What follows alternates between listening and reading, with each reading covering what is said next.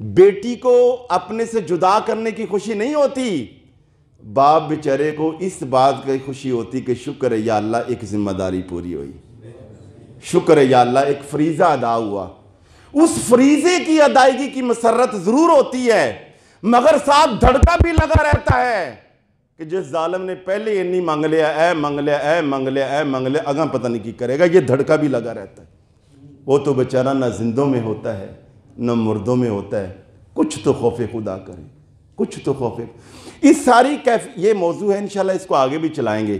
اس ساری قباحت سے، اس ساری جہالت سے جان کیسے چھڑائیں؟ ایک تو رشتہ لینے کے حوالے سے یہ ایک اصول یہ بنائیں کہ رشتہ لیں یا رشتہ دیں تھوڑا سا اپنے سے نیچے آئیں۔ ہماری بیٹی نے مثلا ایم اے کیا ہے نا، تو پی ایچ ڈی نہ ڈھونڈیں۔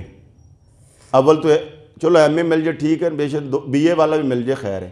آپ کے اکاؤنٹ میں 5 لاکھ روپے ہے نا، 50 لاکھ والا نہ ڈھونڈیں، 4 لاکھ والا ڈھونڈیں۔ آپ 5 مرلے میں رہتے ہیں نا، تو کنال والا نہ ڈھونڈیں، اپنے جیسے ڈھونڈیں، ہو جاتی ہے، معاملہ ٹھیک رہتے ہیں۔ جب پہلے دن ہی تھلے لگ جائیں گے تو پھر آگے کی بنے گا؟ ہاں۔ دوسرا، ان ساری قباحتوں سے نکلنے کے لیے ایک کلچر کو عام ہم کریں، اس پہ تفصیلی بات کریں گے۔ نمبر 1، نکاح کو مسجد میں کرنے کا رواج ڈالیں۔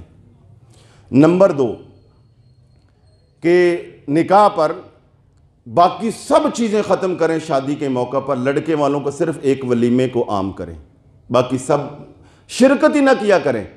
اور کئی دوست ادھر بیٹھے ہوں گے، میرے بھائی دا تیل ہے، میرے مائیوں نے فلاں فلاں، کسی نے اس لیے بلا لیا ہو کہ جناب آپ سے دعا کروا کے کرنا ہے، وہ الگ بات ہے۔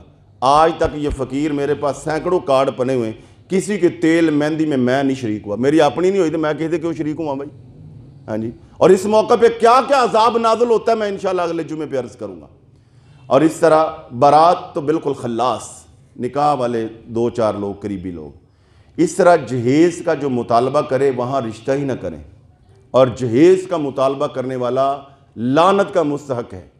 جتنا ہو سکتا ہے شادی بیاہ کے حوالے سے جتنا ہو سکتا ہے سادگی کو فروغ دیں۔ اب سادگی ظاہر ہے غریب کے حوالے سے اس کی اپنی تعریف ہے، جس سے اللہ نے تھوڑا زیادہ مال دیا اس کے حوالے سے اپنی۔ یہ 3-4 چیزیں اگر ہم کر لیں تو بہت ساری رسموں سے ہم بچ سکتے ہیں، بہت ساری قباحتوں سے ہم بچ سکتے ہیں۔